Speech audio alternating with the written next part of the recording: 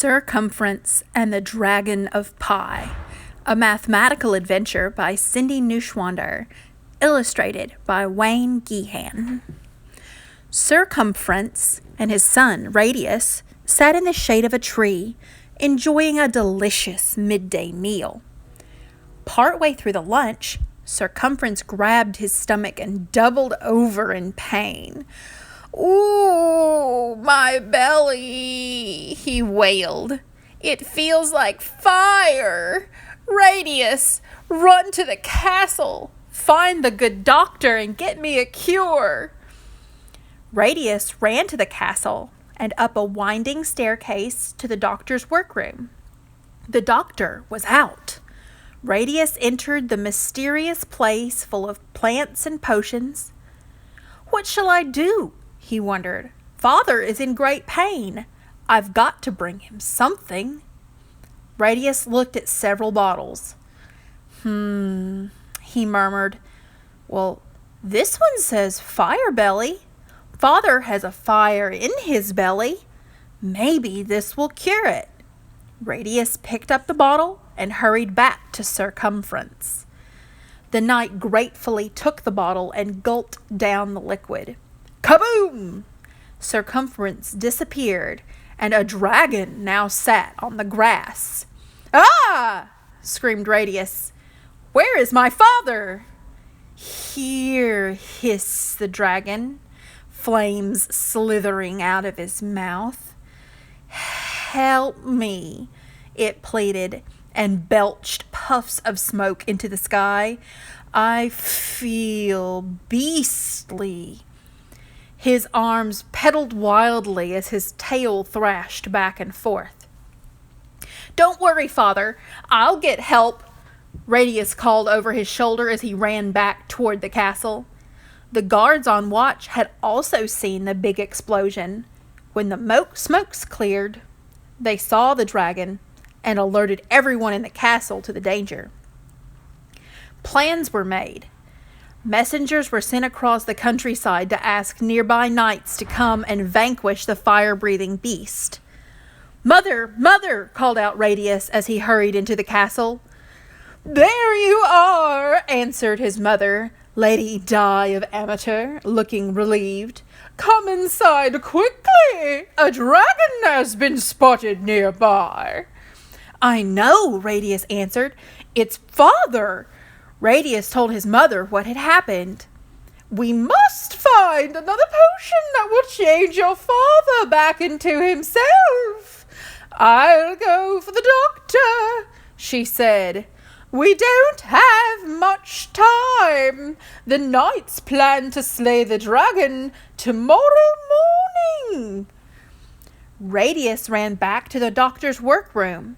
He looked inside boxes and bags. He searched through book after book.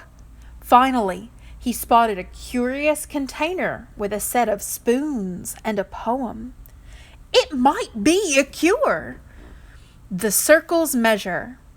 Measure the middle circle round. Divide so a number can be found. Every circle, great and small, the number is the same for all. It's also the dose, so be clever, or a dragon he will stay forever. Measure the middle and circle round, thought Radius. I'll bet Geo of Metri can help. Carpenters measure things every day. Geo was with his brother Sim when Radius entered their workshop. They were looking at a wheel Sim had made. No matter where you look around the circle, the spokes go through the middle and cut the circle exactly in half, Sim said. "Such a lovely design," complimented Geo. When Radius heard across the middle and around the circle, he had an idea.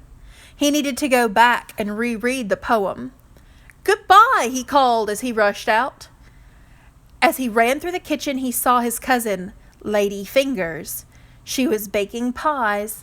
She measured strips of dough into equal lengths with a span of her fingers. "Come help me finish this last pie, please," she pleaded. Radius thought about Sim's wheel.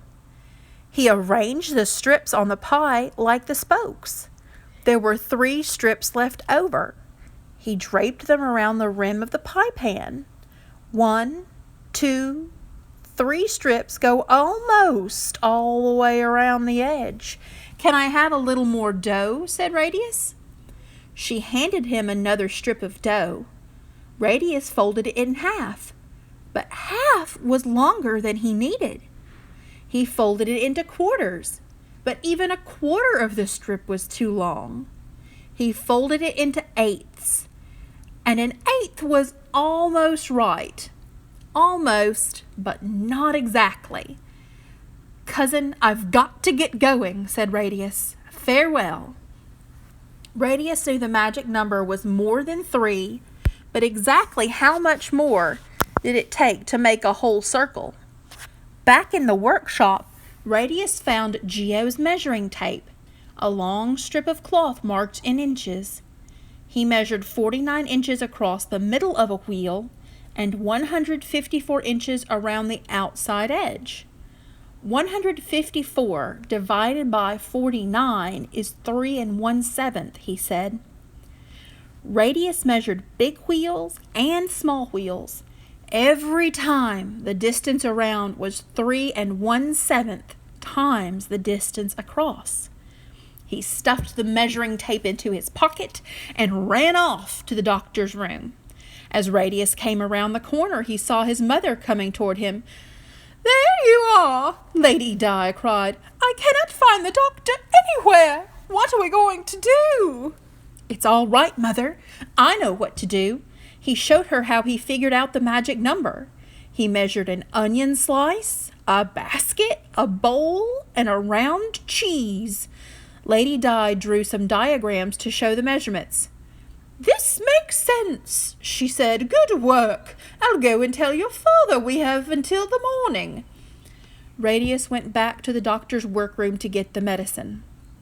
"I think I understand these directions," he reflected, "but if I measure the wrong dose, Father will be a dragon forever. I must be sure that I'm right," thought Radius. He sat down to reread the poem. As he read, his eyelids slowly closed. Soon he was fast asleep. When Radius awoke, the sun was rising. "Oh no, I must hurry," he said. He grabbed the medicine and hurried toward the woods. The smoke and flames led him right to Cumference, the dragon. The sleeping dragon was lying in a circle with his tail in his mouth. Just then it opened one eye and hissed, "Hello, son." "Father, you're a circle too, but such a big circle." Radius looked at the dragon doubtfully. Could the distance around the dragon circle really be 3 1/7 times the distance across it? Just then they heard a blaring of trumpets. "Hurry, Radius!" Lady Di said. "The knights are coming!"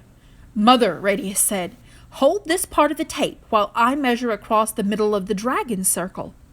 Cumference cried out, "Why are you measuring my diameter?"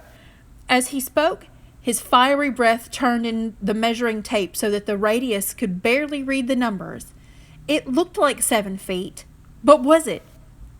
Together, Radius and Lady Di measured 22 feet around the outside of the dragon circle. Cumference whimpered, "Must you measure my circumference now?"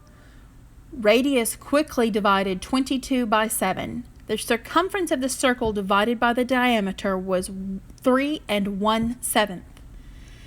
Now the knights were surrounding them with swords drawn. "Radius!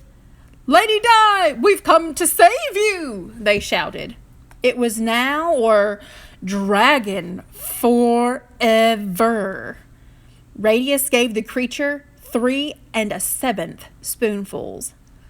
Kaboom! Boom! The big explosion shook the forest. When the smoke cleared, a hearty human Cumference stood in their midst. Cumference leaned over and hugged his son. "Thank you, Radius, but how did you do it?" Radius explained about the pie and the measurements. Cumference and the knights listened with amazement, cheering. They swept Radius on their shoulders and returned to the castle. "Pies! Pies! Let's eat some pies!" shouted Cumference. "Radius saved my life because of a pie." At a celebration, Radius held up a pie and explained what he had discovered. "I found out that the edge of a circle is called the circumference and is 3 1/7 times as long as the diameter, which is the measure across its middle. It's true for any circle." Geo and Sim stepped forward and gave Radius a present. "This is a drawing compass. May it lead you to other great discoveries about circles," they said.